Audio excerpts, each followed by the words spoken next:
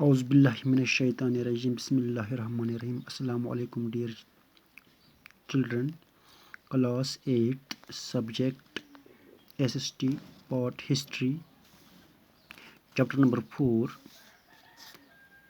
ڈائکس and Dikus tribals and the vision of golden age Dikus tribals and the vision of golden age یعنی colonialism and tribal societies. Dear students, this chapter deals with the tribal societies, people, the British rule and the vision of a golden age of tribal people. This chapter tells us that which tribal societies existed in India during the British rule.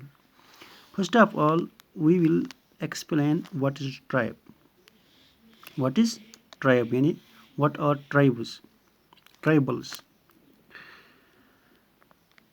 Tribe is a group of people which live away from our society in forests, valleys and mountains.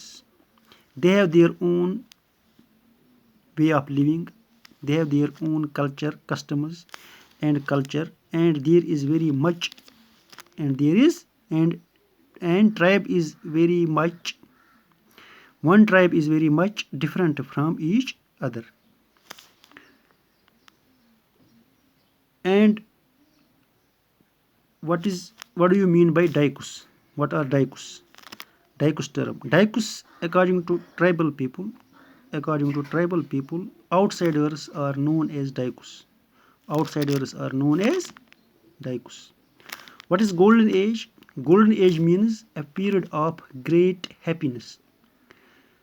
A period of great happiness, prosperity and achievement. Prosperity and achievement.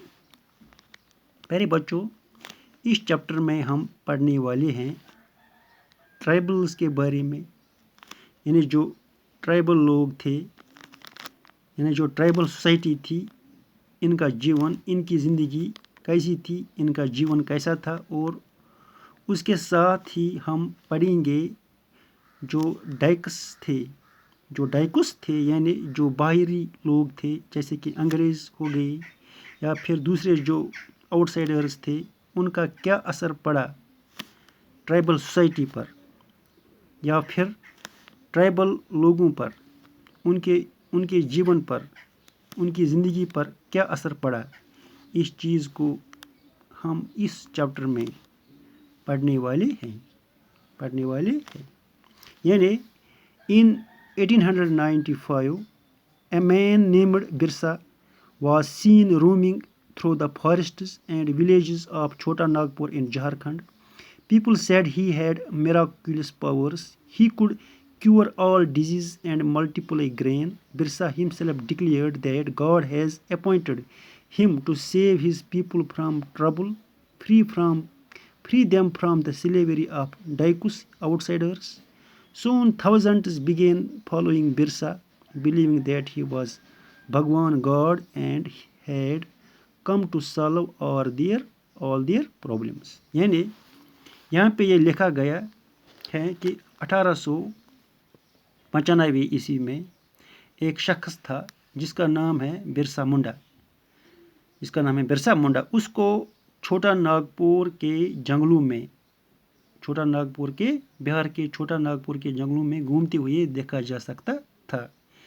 بہار میں دیکھو، چھوٹا ناگپور بہار کے state میں برسا منڈا کو گھومتے ہوئے دیکھا گیا ہے، اور لوگوں کو ایسا مانا ہے، لوگوں کا بلیو ایسا ہے کہ لوگوں کو ایسا مانا تھا کہ اس کے پاس کافی میراکولس پاورز ہیں، اس کے پاس کافی جادوئی طاقت ہیں، میراکولس پاورز ہیں، اور اس کی وجہ سے وہ جو ہے یعنی برسا منڈا جو ہے وہ سبھی ڈیزیز کو ٹھیک کر سکتا ہے، سبھی بیماریوں کو ٹھیک کر سکتا ہے، اور اس کے ساتھ ہی گرینز کو ملٹیپلائی کر سکتے ہیں یعنی کھیتی کو بڑھا سکتا ہے. اور اس کے ساتھ ہی جو برسا منڈا تھے انہوں نے خود کو یہ ڈکلیئر کیا تھا کہ بھگوان نے انہیں اپوائنٹ کیا ہے، گاڈ نے انہیں اپوائنٹ کیا ہے تاکہ وہ پہلے ہی تاکہ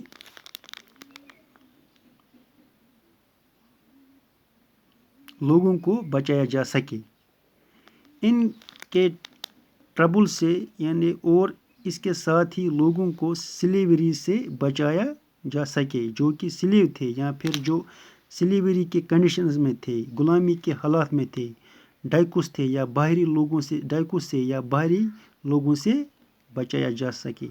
یعنی جو لوگ تھے وہ برسا منڈا کو فالو کرنے لگے، جو لوگ تھے وہ برسا منڈا کو فالو کرنے لگے. ان کا یہ بلیو تھا کہ جو برسا منڈا ہے وہ بھگوان ہے، وہ گاڈ ہے، اور ان کے سارے پریشانیوں کو، یعنی لوگوں کے سارے پریشانیوں کو، تکلیفوں کو، ٹربلز کو اور دکھوں کو ختم کرنے کے لیے وہ آئے ہیں اس دھرتی پر. یعنی کون؟ برسا منڈا. یہ لوگوں کا بلیف تھا، یہ لوگوں کا ماننا تھا.